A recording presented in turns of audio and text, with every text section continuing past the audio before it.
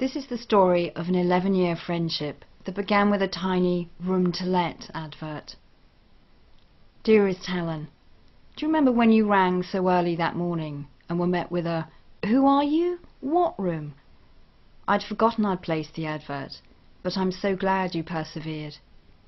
You arrived in my life just at the moment when my sister left, the flat and England, to begin a new life a long way away in America.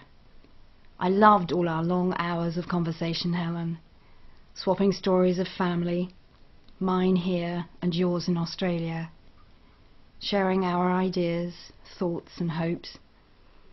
You always had a unique perspective on events, always frank, often bawdy, frequently funny, or poignantly accepting. Incredibly, we only shared that tiny flat for 6 weeks, but it nurtured the seed of great friendship. I was so inspired by your love of travel, of the places you had visited. I had travelled in Europe, only dreaming of other places.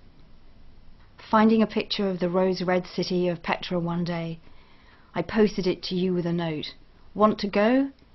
And as if by magic, the very next day from Australia came your letter, saying you were travelling again, and did I want to go to the Middle East?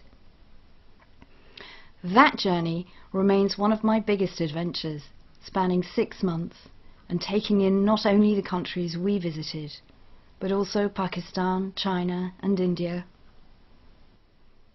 Eventually you decided that home really was in Australia. I think you were about 38 when you decided to settle down with Ron, his 3 children, and begin a family of your own, giving birth to that long-awaited child. But then you rang me 7 months after James was born. The backache not caused by new demands of lifting and carrying a baby. Would I come to Australia? I arrived and found a different Helen, one not quite so tall, nor quite so blonde. Yes, you explained. You wanted a blonde wig. You'd lost all your hair from the chemotherapy.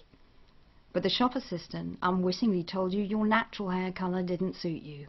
How about strawberry blonde? Only you could have found this incident amusing. I came for a month, knowing that this would be our last time together. In the hubbub of moving house, family Christmas, and an endless stream of visitors. Death is great for your social life, you shocked us by saying, teasing us with the certainty of what was coming.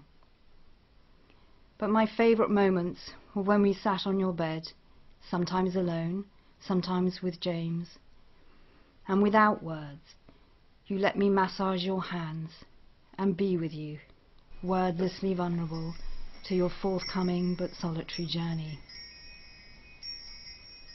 I still have the wind chime you sent me after I left, hanging now in a different home to the one we briefly shared.